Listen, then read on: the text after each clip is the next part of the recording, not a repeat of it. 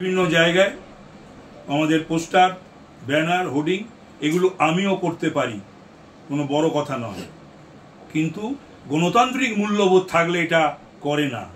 সুদীপ ব্যানার্জির গণতান্ত্রিক মূল্যবোধ নেই, তাই তিনি এই সব কাজ করছেন, করাচ্ছেন বিভিন্ন জায়গায়, পোস্টার, ব্যানার, হোর্ডিং। জাতীয় নেতা, এত কাজ করেছেন তিনি, এত বারেন নাকি এমএলএ, এমপি, তাকে এই সমস্ত বাচ্চা বাচ্চা ছেলে বা মেয়েদের, উনি বলেন বাচ্চা মেয়ে নাকি মোনালিসার থেকেও বোধহয় বয়সে 2-1 বছরের ছোট অভিষেক, তার ছবি রেখে ভোট ভিক্ষা করতে হয়। চরম অভিষেক বিরোধী, চরম। ওই দলেতে যারা অভিষেক বিরোধী যে কজন প্রতিষ্ঠিত, তাদের নেতা এখন অভিষেকের ছবি দিয়ে ভোট চাইতে হচ্ছে। জাতীয় নেতা। আমি তো নবীন প্রবীণ প্রশ্নে যখন ওই দলে ছিলাম, আমি তো নবীনদের পক্ষে ছিলাম, আমি প্রবীণদের বিরুদ্ধে ছিলাম। আজও আমি সেই স্ট্যান্ড আমার।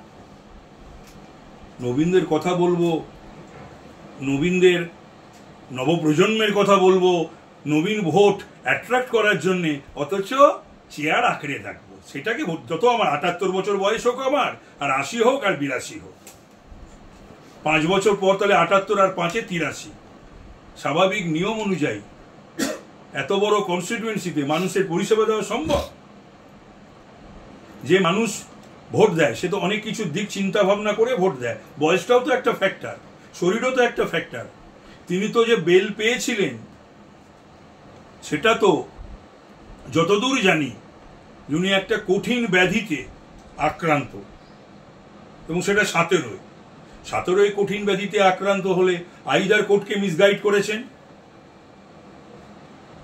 বা ওই কঠিন ব্যাধি থাকলে পরে নির্বাচনে লড়াই যায় না। এবং সেটা যে দলের সকলে জানে না এমনটাও নয়, সবাই জানে। তো সুতরাং